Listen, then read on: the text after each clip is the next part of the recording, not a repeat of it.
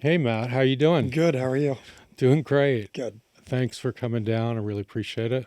Anytime. Of course, of course. So I'm going to start from the very beginning. Sure. So where did you grow up? I grew up in Huntington Beach, California, um, and I still live there to this day. Something about family and the roots and all the friends, and traveled the world since then, but I haven't found anywhere that I like more than Orange County. That's awesome. So yeah, Huntington Beach. Yeah, it's beautiful down there. Yeah, it's very nice.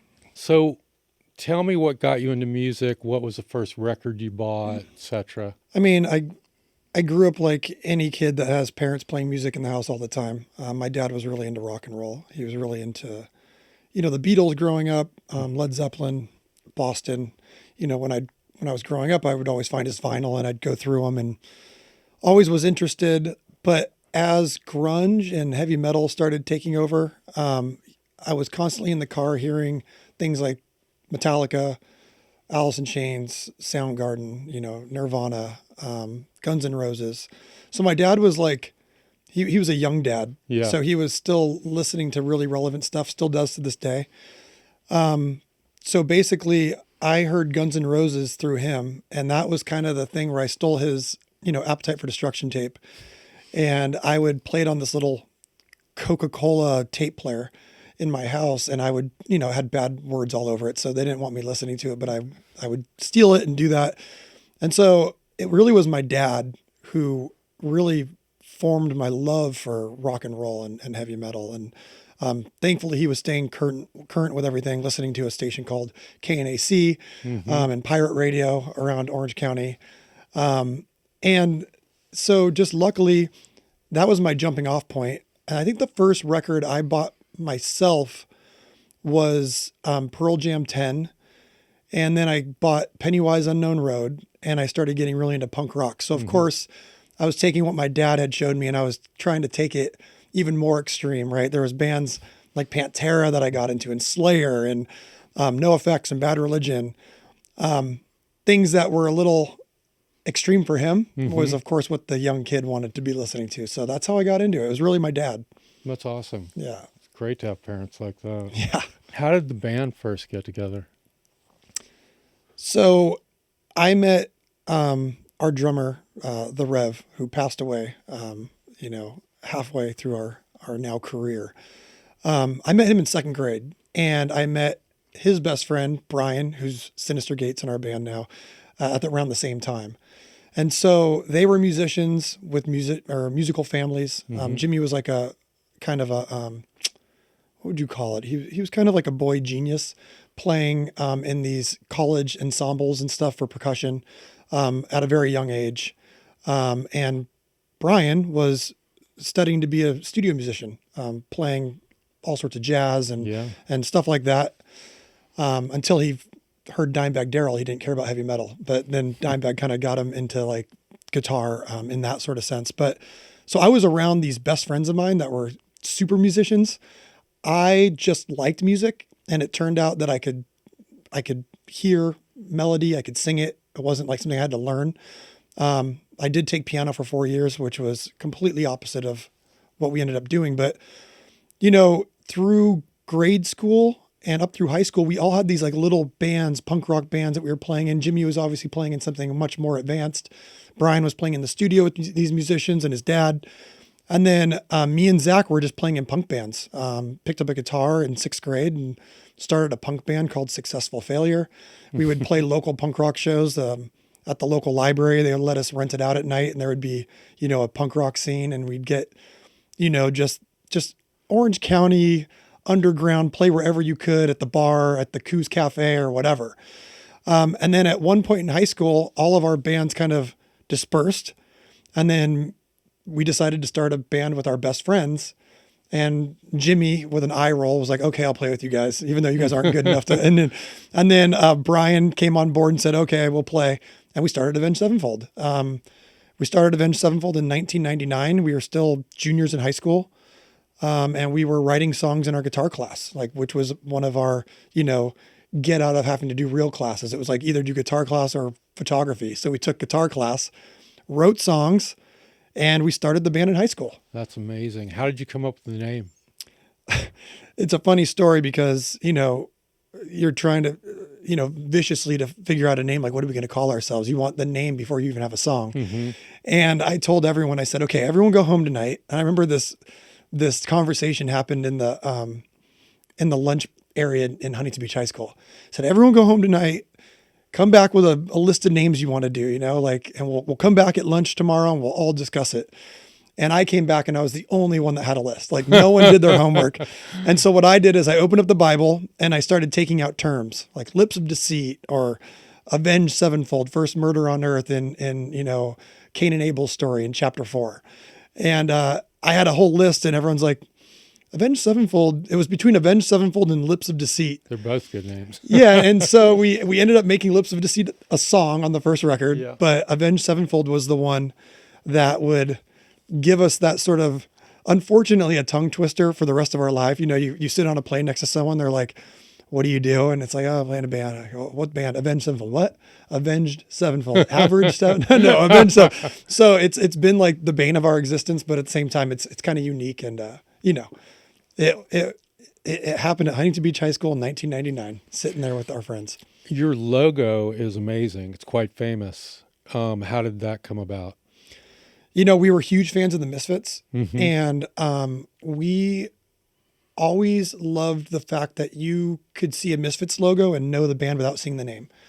And, growing up in the punk scene, we all had our battle vests and our Mm-hmm. jackets with all of our punk bands and Exploited and Sex Pistols and Misfits. And that logo always stood out to us as you don't need the Misfits name under that. And so later, when we started becoming larger, I remember when we had a meeting with the guys that like Bravado, they were Mm-hmm. like, this is like your Nike swoosh, right? It's like, you don't need Nike. You just need the logo. And so we were in high school in 1999 and our friend Micah Montague, who has well passed away since then. He was a sophomore in high school and he was a great artist. And we said, we want a logo. We want like a skull, but with bat wings. Cause we were also really into AFI and AFI was very gothic. Right. And so he did something that was a little different than what we were thinking. We were kind of imagining like sort of like tattoo flash because we'd seen that sort of thing before, but he did a realistic skull with like realistic bat wings and it was like a different vibe on it. And he drew this huge thing in pencil and we're like, that's the logo. That's it. So we just started, we went to Kinko's and it was done on 2 pieces of paper, right? So it had a line through it and we went to Kinko's and we got the line out and we just started plastering it everywhere. Like we would not put our name. We'd just put the death bat places. And that's kind of how it started. It was just kind of really taking, a leap from what the Misfits were doing. Yeah, that's awesome. You said you went to the artist with this idea of the skull and the wings. So you pretty much saw it in your head in a way, right? Yeah. I wouldn't take all the credit for it because he did come up with something that was much more unique than I think we were thinking, right? Like we were thinking, metal meets goth meets, but he made it much more, I think, realistic looking. It's more like like I actually have the real first one at my house and it's framed and it's just a pencil drawing and you can tell it's a picture of a real skull that he took. He probably had some sort of anatomy book and he drew a skull and put those wings on there. And it's just a cool interpretation of what we were trying to do. Yeah. Are you into graphic design or?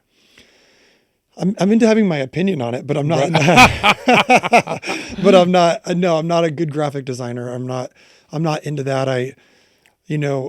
We try to surround ourselves with really talented people right now, even using a lot of Unreal Engine and things that are, there's tons of graphic design and whether it's a VR show or something you're building for like like some sort of like internet experience, whether it's, metaverse-ish or a video game or this or that, you need to surround yourself with people that know what they're doing. And I am not an artist in that way. Absolutely. So I first met you, I came down to the photo shoot that we did for MARVIN magazine. Yes. And I had already heard this interview that you did where you talked a lot about NFTs and Web3. And I just was fascinated by that. And I brought that up to you. So But I'm curious, there's been some changes in that space and world. Are you still as bullish on Web3 as you were? Yeah, the whole time, one thing that we were trying to separate ourselves from, but also take, some of the cool things from, was just this sort of race to make some sort of financialized item on the blockchain. I think there's real value in certain things like CryptoPunks and things that are first and things that are on chain and make sense to me as an art collector or whatever you want to call it, right? But the idea of blockchain and Web3, it's a decentralized database, and it does it in a way that moves data or money in a way that you don't need these sort of Web2 sort of gods, that like a Facebook or someone that can, shut you down or censor you or do these certain things. And I think the idea of owning items that you purchase is a really cool one. That's for Web3 gaming.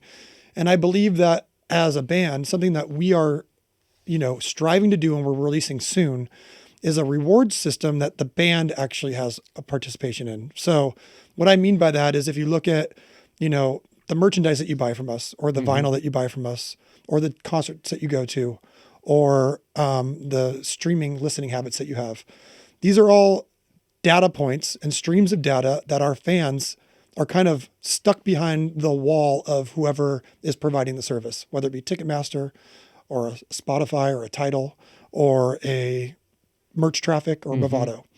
And so what we're doing is we're using the blockchain to put NFC tags on our shirts, to give POAPs, which are proof of attendance, through our Ticketmaster relationship, where they airdrop these things to fans, which last year we had 340,000 tokens dropped to these fans, which we can then slurp up the data and put it into our own reward system where we give the fans what they really want, which to us is access to us, merchandise discounts, free tickets to shows, and those sorts of things, right? Instead of someone coming to us and going, oh, can we reward your fans for you without telling you who they are? Right. And so the blockchain to me is, it's a liberation and it's a freedom that the artist can take control of not only their music, but their communities. And so there's a lot of obviously nuances and rabbit holes you can go down of how, why, and what's coming. But that's kind of the macro of what we're trying to build. And that's why I think blockchain is important. I know I heard you speak about this idea of these 1,000 super fans that you wanted to get involved. You're talking about a list that's 340,000 now. Do you still believe in that 1,000 super fan mentality? Yeah. So to differentiate what I was just talking about and what we've done with the Death Bats Club, the Death Bats Club is about 5,560 unique holders. These people, because they have this token, we've partnered with Ticketmaster where they get token gated ticketing, right? And what that means is there's no queue, there's no dynamic pricing, there's no chance of scalpers and resellers. We've created this sort of ecosystem where people can walk into the concert, see the whole concert. They can pick out what area they want to sit in, whether it's, the pit, row 1, 2. Then they just put their request in. Ticketmaster comes back the next day. Tickets are still not on sale. And they give those people those tickets. And then say Thursday, everyone else goes on sale, right? So you have like this unique benefit. We do raffles to do free giveaways for meet and greets. So if you're a token holder, we can authenticate that you have the token.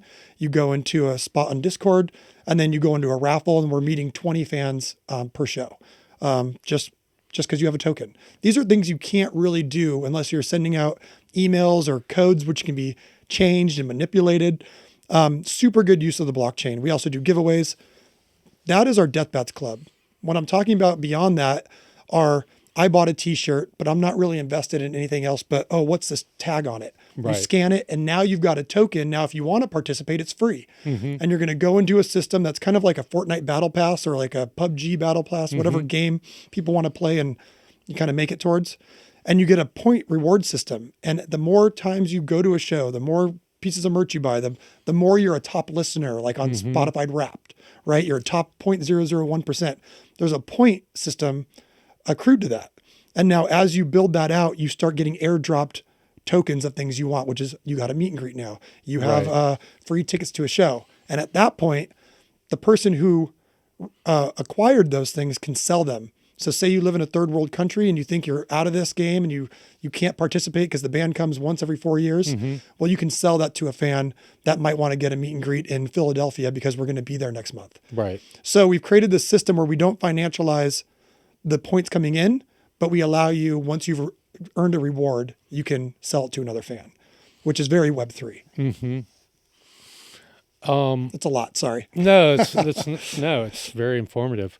And it seems like you've really utilized that technology in a way to make your relationship with your fans better. I think so. And I think, we were talking about how that interview with Bob Lefsetz probably a year ago. And this was sort of us telling what we were going to do. And it sounds like, oh, that's great. Nick, go ahead. And now we've really secured many of those relationships. We've been able to figure out ways to get all that data for ourselves. And we have bands that are signing on now that I don't want to one of them is Megadeth, because they already announced they're doing their token drop on December 22nd, but they're going to use the backend that we created with BitFlips.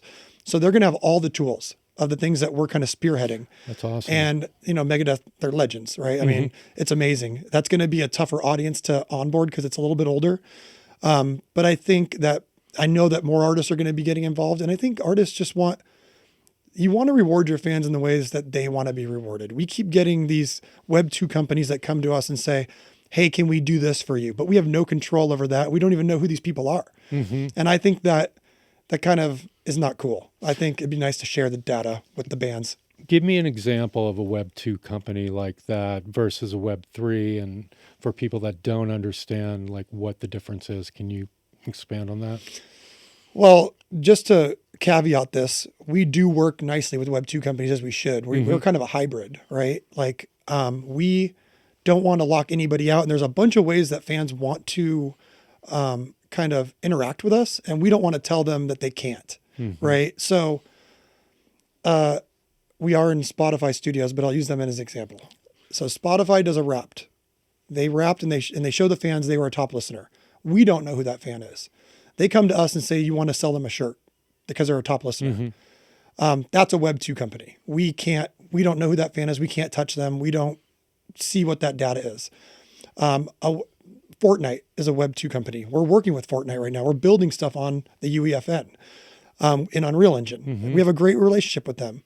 But at the end of the day, they can censor our stuff. They can kick us off the platform if we break rules. They can do those sorts of things. The Sandbox is a Web 3 company where we bought the land. We can do whatever we want on the land. We can monetize it in the way we want to monetize it. We get all the information of who's playing on the land.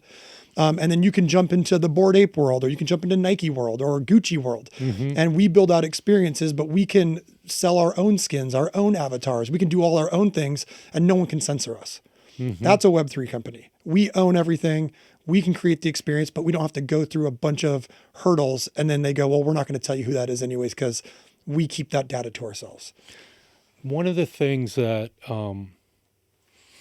people have talked about with Web 3 companies, that is unique, and I don't know if this is actually true, but the token holders, the fans, actually help control what the entity does.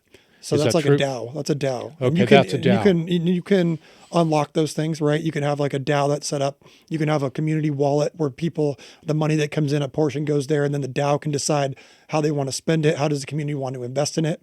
We don't have a DAO because we think people are buying in for the band's direction. It's kind of like we don't want the fans telling us what kind of music to make. But DAOs are extremely helpful for certain companies and certain, Web3 sort of adjacent sort of communities. But we do give IP rights to the bats. We also, something that's very Web3 is if you buy into our community, that token can be sold by you at any time. So if you experience this club for 3 years and you decide you want to leave, you can sell it to the next fan that wants to get in. And we try to stay away from the financials of this because I think that's where NFTs went wrong. But just to make a point on it, the value of our tokens have tripled since we sold them originally, because we have added so much value to that club that people simply want to be in. And so that's the way I feel you should do it. But if you lead with price, then you've lost. Right. And that's what NFTs did. And that's why NFTs are down, because NFTs created something out of nothing where we're bringing an audience into a technology. And it's a different thing. Absolutely. Yeah. Yeah. I know you just did a single with Pussy Riot. Yep. Is with Naja specifically. Yep. She's a big Web3. She is, and that's how we met. Is it? Yeah, that's how we met. We were the band was donating a lot of money to the Ukraine DAO. Mm-hmm. And what we liked about that was the money went straight on the blockchain to people that needed it on the ground. Mm-hmm. We were getting updates instantly when the money was sent. And this is why I'm a huge Bitcoin believer and a believer in, decentralized money systems.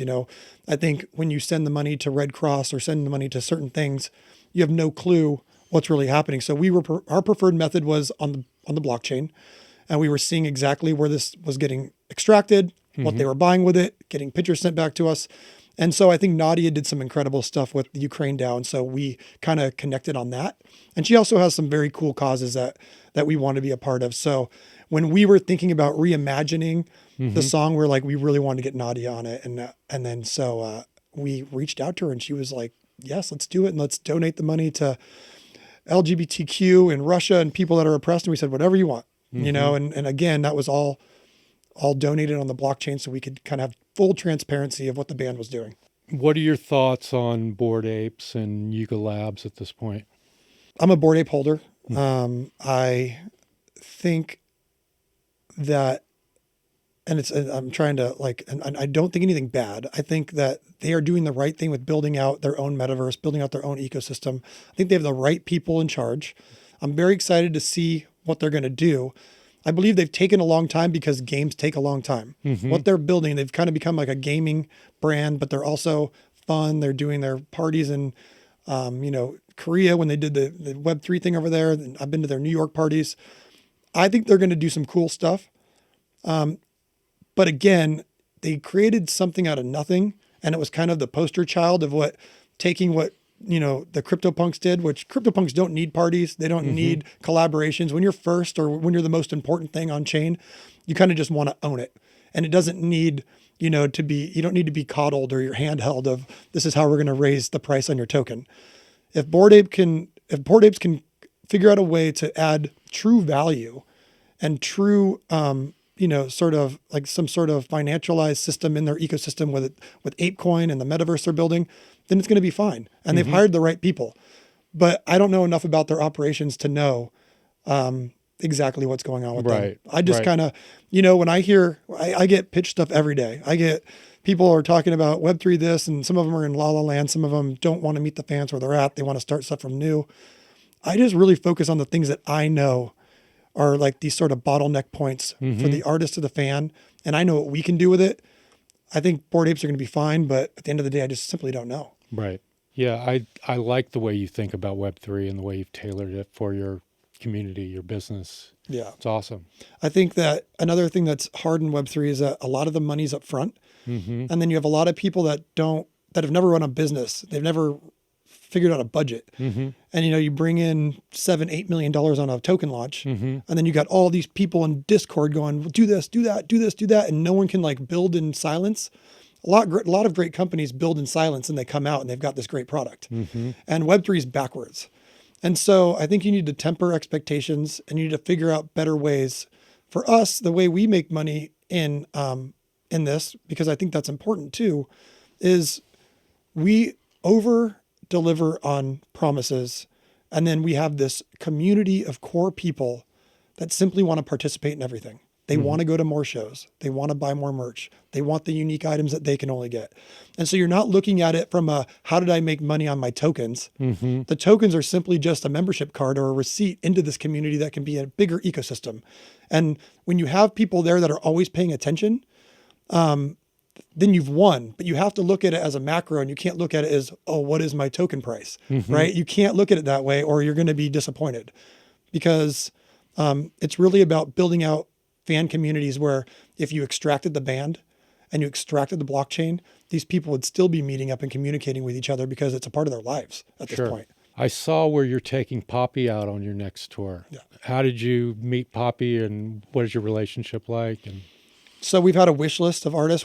One big thing on this record, it's our record's so abstract for metal and so different.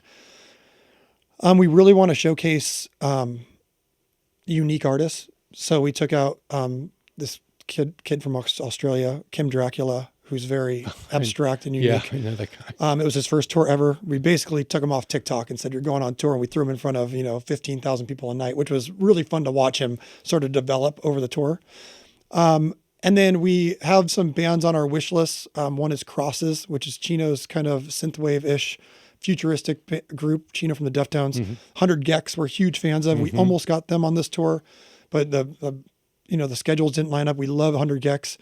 Poppy has been on our list since day one. We've been a huge fan of Poppy. We think she's unique. We think she's something that the fans will come in and just be blown away by what they're seeing on stage and what they're experiencing. Yeah. I love her juxtaposition in the music.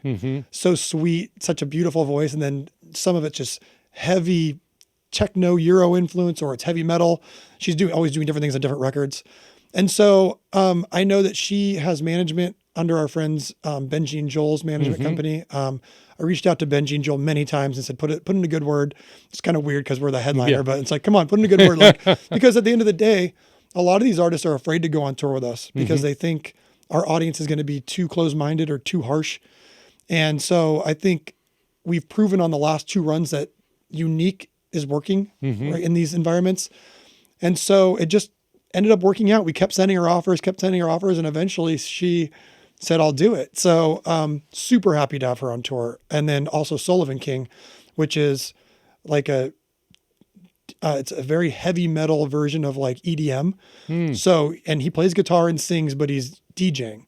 So you're going to walk into this show thinking you're going to see, rock bands, and you're going to get this 6'4" dude that screams and yells and plays guitar and is DJing. And then Poppy comes out, and then it's our set, which is already abstract, what we're doing visually and the show, which is like kind of an emotional roller coaster. So we're just giving people an experience. We want people to walk in there, and when I go see Tool, that's an experience. I want people to come out of that and not know how they feel about it. I don't want them to feel like, yeah, I just saw a rock show. I want them to come out and like think about things. Right, sure. And kind of ponder things. So Poppy's a perfect That's awesome. sort of like. Were you aware of her when she was doing those YouTube videos where she was first came out? I was slightly. I'd heard the name. I'd seen a couple things, but it wasn't until the I Disagree stuff that I was like, oh, this is, I'm putting this on at the gym and this is sick. Yeah. And then I showed it to the rest of the band and they were like, this is amazing. Yeah, I'm friends with Benji and Joel as well. And I was doing some work with them a while back. I made a documentary with them. I directed it in Japan when they were on tour there. And then I did a couple music videos for a record that you sang on. And I was supposed to do that music video, but didn't. Oh, the I river. ended up doing a different one. But those two guys are my favorite people in the music industry. They helped us out immensely in the beginning. And I've told that story a lot, but they basically brought us on TRL when we were a Warped Tour band.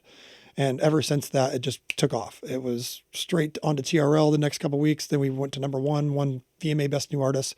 That never would have happened without Benji and Joel. And they have been very close with us since then, as close as last week. I'm calling Benji and Joel and we're talking about what they're doing, what we're doing, how we can work together. They are the two people in this industry that it's beyond music.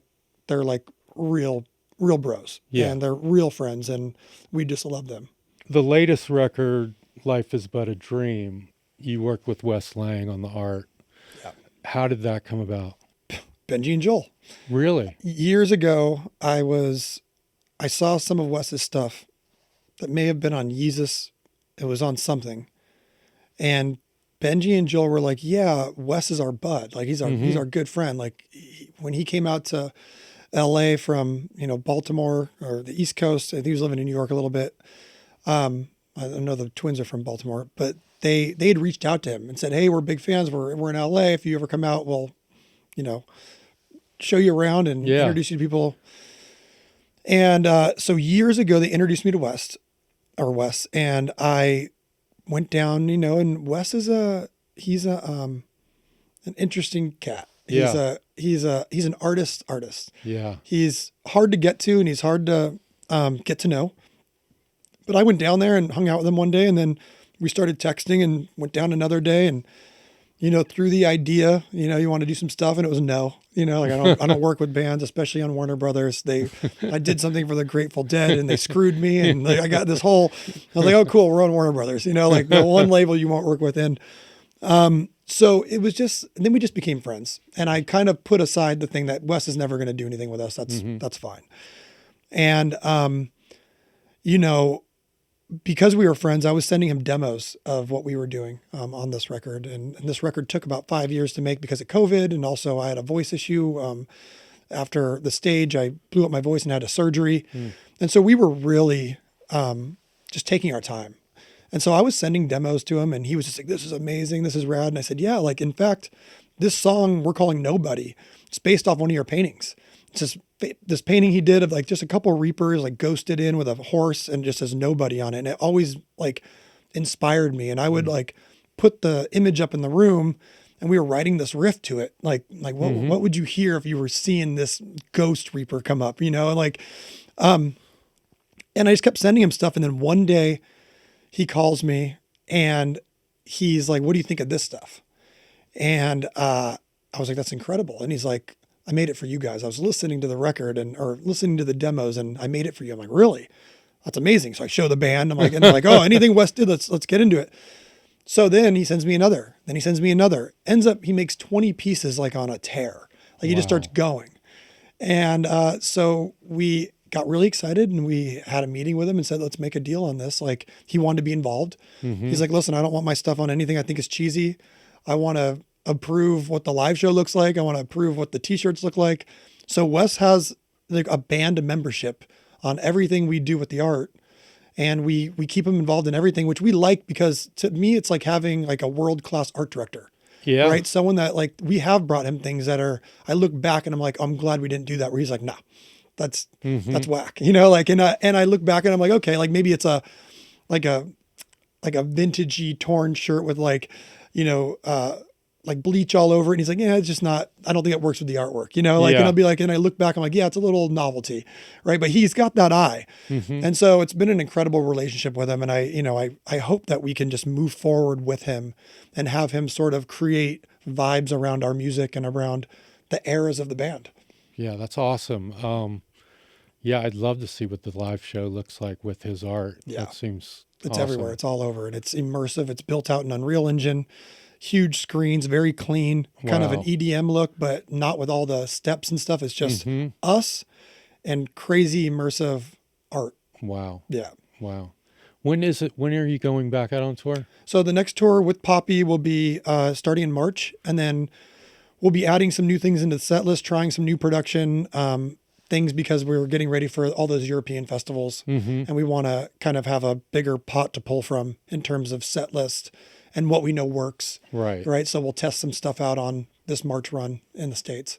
Yeah, I mentioned earlier this concert that I saw on YouTube, and I think it was in India or Indonesia, and it was the crowd size was just massive. So what is the biggest crowd that you've ever played for? That looked like a ridiculously large crowd. Yeah, I think the biggest we've played for was we were actually subbing for Iron Maiden at Rock in Rio.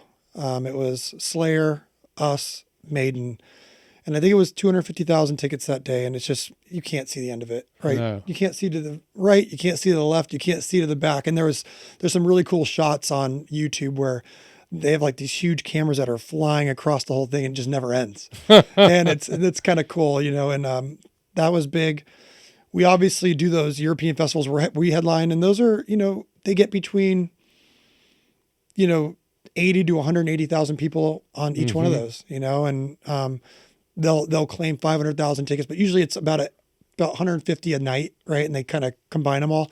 But 150,000 people, you don't even notice the difference between that and 300,000. Right. It's just, you don't see the end of it. It's huge. It's crazy. And you're just kind of focused on not paying attention to that, right? You're just kind of looking at some of the people in the front and trying to like glaze over it all and just put on a crazy show and hope that it's translating. Which do you enjoy more? Do you enjoy playing like a arena or a crowd like that at a festival? I think both have their perks. Mm-hmm. Both are interesting. I think in terms of like knowing that you sound good and having control over everything, it's got to be smaller places, right? Like even like if you do some of those like warehouse sort of like something like the Forum, which is built out for music now, or things that are like smaller than that, those have like the sweat and the energy and it sounds good because you can kind of get a vibe. Yeah. Some of those festivals, I mean, it's just being projected and then projected again and then projected again. And you're seeing like the fists raise up, but then everyone's on like a 4-second delay. And you're just like, I don't know what these people are hearing, maybe it's good, maybe it's not. You want to, a lot of stuff for artists is just confidence. Right. And if it sounds good and you're killing it, then that feeds into this sort of circular energy back to the audience. And festivals, you can get it, but I definitely find myself questioning while I'm on stage. Yeah. Like, what is even going on here? Because sometimes stuff's just getting hit back at you. But there's great festivals, and then there's ones that you just know are just awful. Yeah. And you're just like, please get me out of here. I can tell by our sound guy back there. You can tell if he's doing this, like we're in trouble. Another thing that caught my attention was both you and Sinister Gates are married to twin women. Yep. How did that come about? That's very unique. So if you go back to the beginning of this conversation, we had that friend group from very young. And me and Jimmy, the Rev, when he was in second grade, he got kicked out of this school called St. Bonaventure for being out of his mind. Like he would roll up to church. I mean, this kid was, bless his soul. The guy I wanted to hang out with, because he would roll into, it was a Catholic school, and he'd roll into church and he would flip out his uniform and he'd have a Slayer shirt with like an upside down cross on it, right? Like with flames coming out, and like teachers would get so mad and they'd kick him out of school. I'm like, that guy's so cool. Like, and so we became really close, but he got kicked out of the school. I went to a place called Mesaview, which is a public school in our track. And he lived down the street from me, but my parents didn't want me to hang out with him at this time. So around third grade, we had a basketball camp, and we were both in basketball camp together. We used to walk to the local high school and participate in this camp. And then we'd walk home together with like a chaperone, but we became really close. And I figured out where he lived, he figured out where I lived, and we'd meet up. In sixth grade, I got kicked out, and I ended up meeting up with Jimmy at Mesaview. And at Mesaview, I met Val, Michelle, Brian was also part of that group. So he met Val and Michelle through our friend group, who we ended up marrying.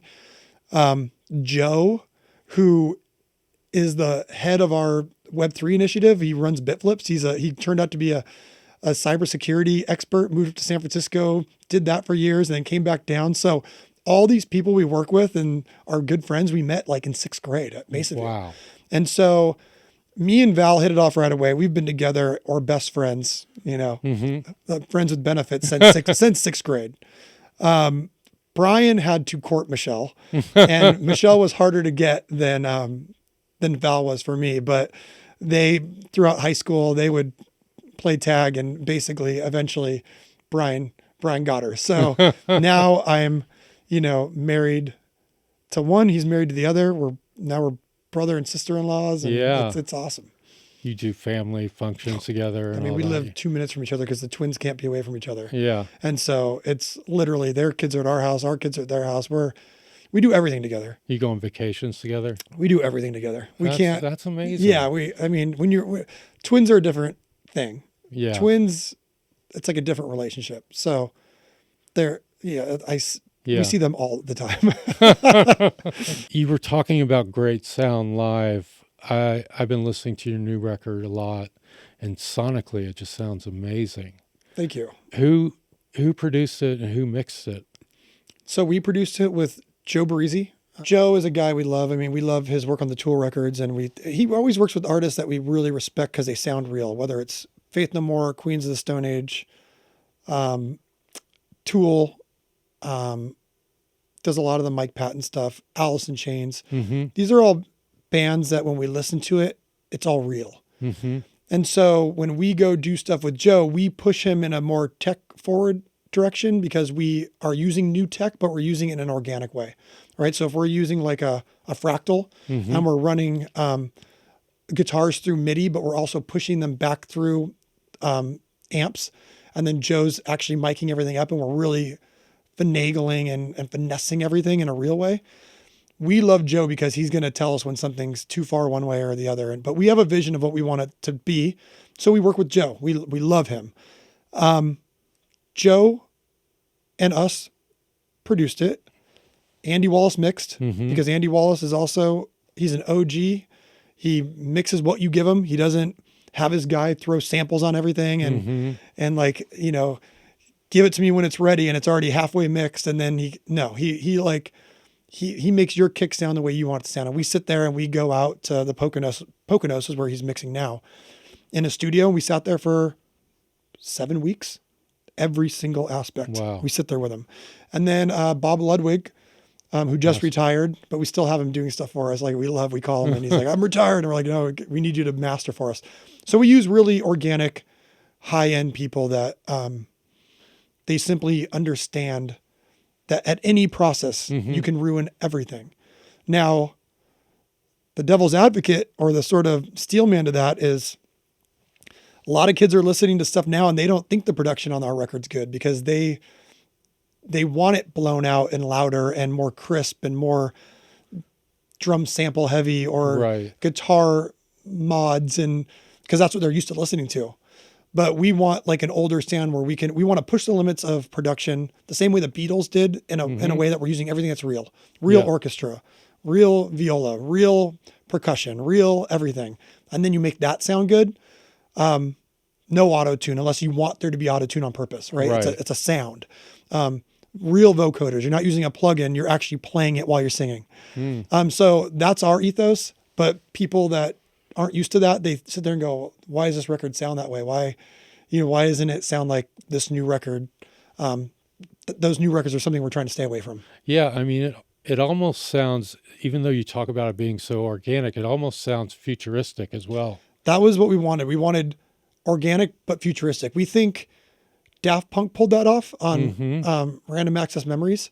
To us, that sounds organic and futuristic. It's the music of the future. I think Crosses does that well. I don't know if you've heard it. I like Crosses. I think Crosses does that well. I like when there's a foot in the past because the past had some amazing songwriting, amazing warmth to the recordings, amazing, like when you put it on, it doesn't hurt in any way. I'm very sensitive to like brick walling masters and things peaking when they shouldn't be peaked. I'm totally cool with it when it's supposed to be, right? A microphone that's blowing out on purpose. But you can tell those things were meant to be. But Random Access Memories to me is one of the most beautifully done, produced albums of all time. And so I want to be in the Pink Floyd Random Access world with heavy metal. I don't want to take it in the digital, fake, everything. You don't have to be a good musician because we can kick the drum set down the stairs because we're just going to fix it all anyways. Right. I don't want that because we can all play. So we should play. Did you ever listen to like older school rock bands like Rush, for example? Of course. Oh, yeah. I mean, that's stuff I grew up on. Yeah. Yeah. And it's all, that's the stuff where. It sounds like, incredible. Yeah. And even like punk bands, I know bands that I respect, whether it's Greg Graffin and Bad Religion or Fat Mike and NoFX, I know how they work and it's all organic. They're sitting in there and they're not replacing anything. That's stuff I grew up on and I can hear the difference. I can't stand when I hear some quantized drums because the feel's gone. Yeah. It's all perfect. It sounds like you might as well make a drum machine. Your drummer's insane. Well, Brooks is world class. And I feel like we'd be doing a disservice if we stripped the world from hearing.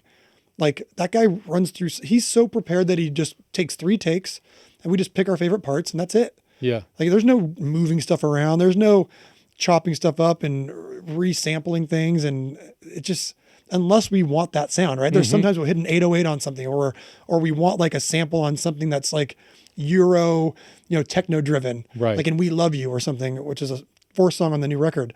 But then it goes right back to organic because we want warmth.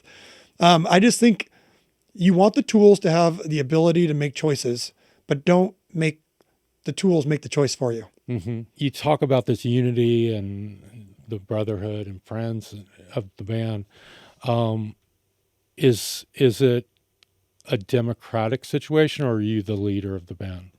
It's a democratic situation. Everyone has a vote, but what I love about my band is that they really let me go wild, right? They don't put like I won't go do a bunch of work in Web3 and then come back to them. And then they're like, we don't want to do that. They're like, that's rad. Like, go. Like they kind of like let the leash off of me and let me go.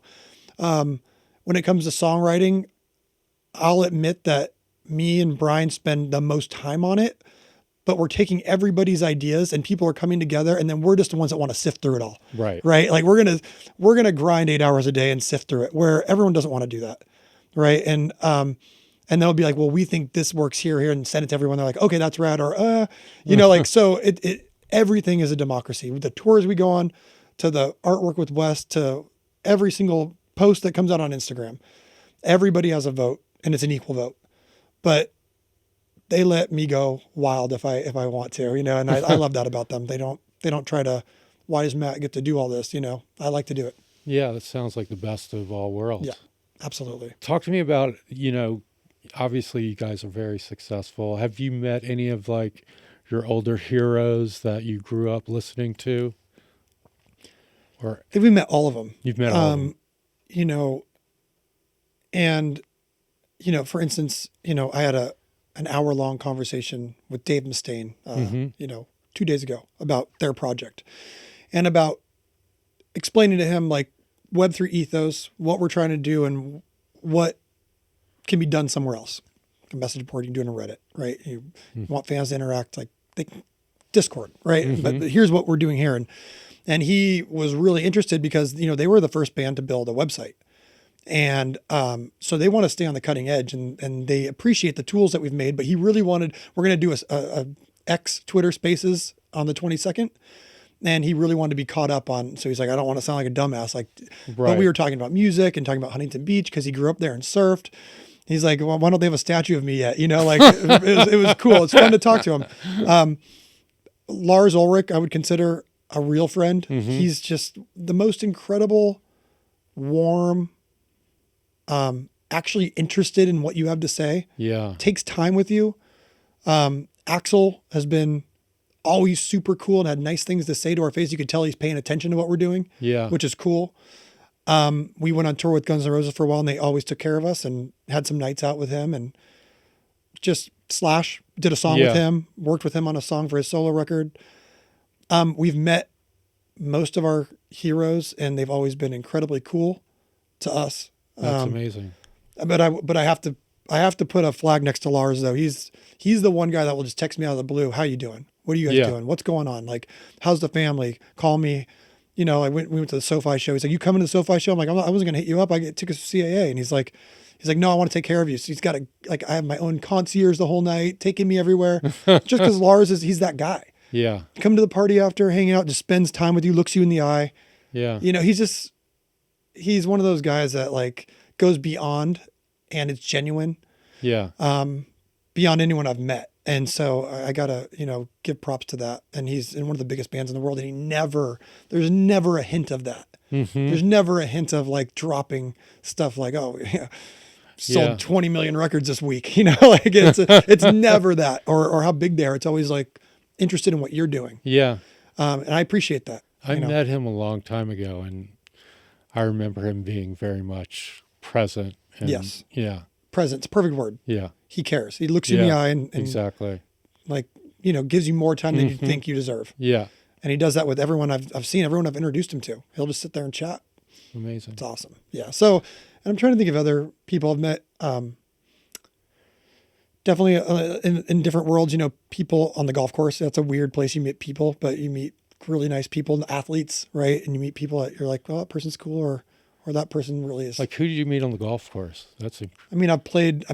I'm a golfer, so I'm kind of deep in that world. So it's going to sound weird. Like, why are you golfing in places with, everyone from golfed with Aaron Rodgers to Joey Buss from the Lakers, met him on the golf course. So he owns the Lakers, right? Started becoming friends with him just from, I'm a huge Laker fan, and he golfs. So let's go golf together. Cool. Like, you meet people that are just so far on the spectrum, right? In fact, he came to our show at the Forum. And it's like, you meet people from all these different connections of different worlds in the golf course where they've never heard of your band because they're like, oh, I listen to rock. And they're like, still listening to that Rush record, like they're not really caught up on what's happening in a relevant sense. But you meet a lot of people. A lot of the Dallas Cowboys we've golfed with when we went out on tour with Metallica, played, Jerry Stadium, the AT&T Dome or whatever. And a bunch of those guys came out and golfed with us that weekend. So it's That's weird. awesome. Yeah. I know one of my partners on MARVIN he's a CMO of Topgolf. We're doing a golf collaboration right now. We're actually talking about Topgolf because Topgolf is, what a business. What a cool thing. Yeah. I mean, he's really trying to democratize the sport. It's amazing. People that don't golf love it. Yeah. Because you can just try to get points and hang out and drink. And the one in Vegas is incredible. Yeah. It's like a nightclub. I mean, it's almost like going bowling in a way. 100%, but cooler even. But yeah. It really is pretty cool. It's like a nightclub there. And it's becoming hip for sure. Oh, well, that's very cool. Yeah. Yeah. Well, I think meeting your heroes isn't always bad, but also because I've been approached a lot, I also know how to not approach people. Like I usually stay away. I stay to myself. But one person I always wanted to meet, hero of mine, like was Kobe. Kobe obviously passed away, but I had many times I could have met him and I didn't because it wasn't the right situation. Yeah. So I'm just really picky with when I approach somebody and how I do it because I know there's right ways and wrong ways. Right? Sure. Of course. Yeah. So, yeah. But and which is cool coming down here because there's so many Kobe murals everywhere. Yeah. It's LA, man. It's our town. Pretty cool. Anything else? Nah, man. We got into everything. Yeah. All my pet peeves, production and Web3.